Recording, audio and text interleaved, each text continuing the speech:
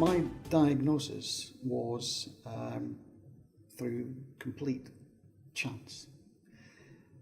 And, to cut a long story short, my diagnosis was triggered when I said to a nurse at my GP, I've lost some weight. And she says, oh, did you mean to lose the weight? And I said, not really. And she says, well, I'm going to send you for routine blood tests, just to be sure.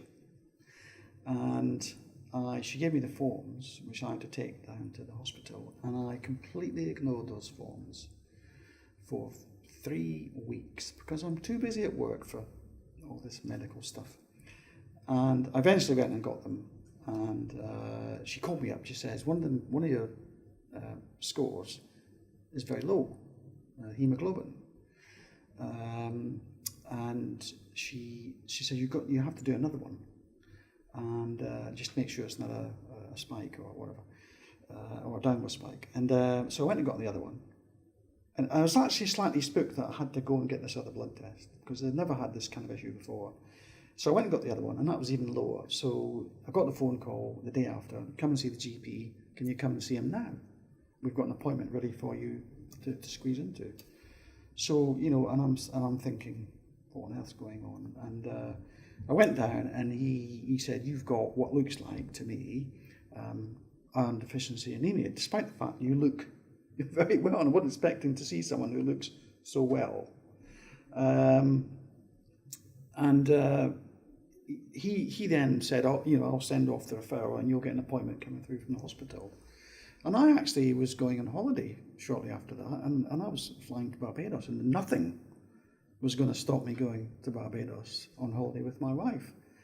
And so I went to Barbados, didn't even think about this, had a fantastic time, holiday of a lifetime, such very relaxing time.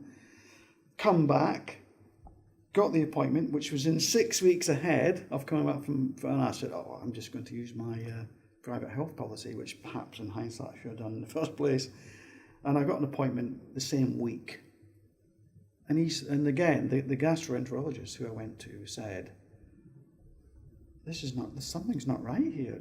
This is ridiculous. I'm going to send you for a CT scan. In fact, what he said to me, he says, what are you doing this afternoon? And I said, whatever you tell me to do. And he says, well, I want to do a CT scan. I said, fine, let's get this mystery solved.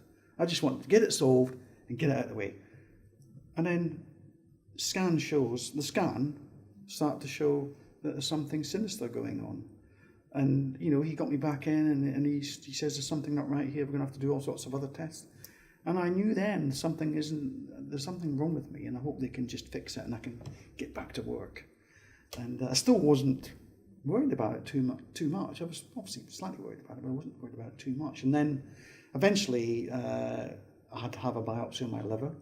Not a pleasant experience, I have to say.